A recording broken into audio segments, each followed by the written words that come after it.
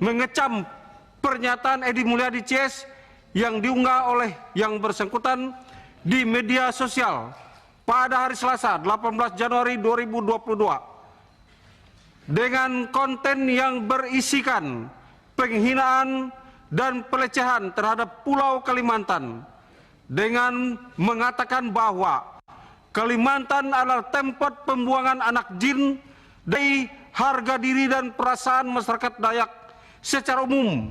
Barangkali peribahasa mulutmu harimaumu menjadi pelajaran penting bagi kita semua, terutama bagi Edi Mulyadi barangkali. Karena pernyataan yang menyebut lokasi rencana ibu kota negara baru di Kalimantan sebagai lokasi jin buang anak melukai banyak perasaan saudara kita, orang asli Kalimantan.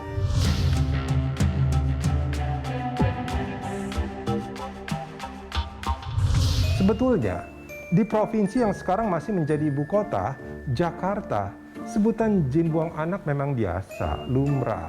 Tapi itu di Jakarta. Nah, jadi ingat, dulu di sekitar tahun 80-90-an, orang-orang tua dulu kalau mau melarang anaknya main ke tempat yang jauh dari rumah dan di lokasi tujuan belum ada pembangunan yang memadai, menggunakan istilah itu.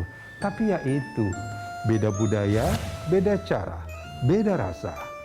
Mereka yang merasa tersinggung atau menganggap pernyataan Edi Mulyadi sebagai penghinaan, melaporkan Edi Mulyadi ke polisi. Setelah dilakukan pemeriksaan sebagai saksi dan memperhatikan dengan beberapa bukti pemeriksaan saksi dengan jumlah 55 orang, terdiri dari 37 saksi dan 18 ahli. Saksi ahli terdiri dari saksi ahli bahasa, saksi ahli sosiologi hukum, saksi ahli pidana, ahli ITE, analisis medsos, digital forensik, dan antropologi hukum. Setelah itu penyidik melakukan gelar perkara. Hasil dari gelar perkara, penyidik menetapkan status dari saksi menjadi tersangka. Sebetulnya, substansi pernyataan Edi Mulyadi adalah kritik terkait rencana pemindahan ibu kota negara yang secara hitung-hitungan menurut dia merugikan. Tapi sebutan jin buang anak rasanya memang kurang tepat kalau sekedar ingin mengatakan Kalimantan itu jauh. New York, Tokyo, Paris lebih jauh lagi. Dan semua tempat di bumi ini dulunya juga tak ada gedung tinggi. Boleh dibilang, Edi Mulyadi menggunakan istilah yang tidak tepat di forum yang salah. Ustaz Edi mau minta maaf di sini sekalian.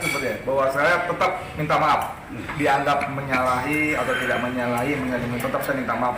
Ternyata itu membuat ada kesalahpahaman. Tapi sekali lagi saya ingin ulangi bahwa tempat jin buang anak buat kami di Jakarta khususnya itu hanya menggambarkan betapa jauhnya tempat itu. Memang, kritik jangan dengan emosi dan jangan menggunakan istilah yang pada akhirnya menjadi bumerang untuk diri sendiri. Niat kritiknya tak sampai, masalah baru yang muncul. Indonesia itu satu, tapi wilayahnya banyak, budayanya beragam. Kalau yang dikedepankan adalah emosi, yang tadinya satu bisa tak lagi bersatu.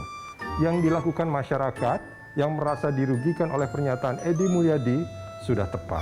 Melaporkan ke polisi, cukup. Biarkan proses hukum berjalan. Tapi di luar itu, Edi Mulyadi juga sudah meminta maaf. Sebaiknya memang saling memaafkan.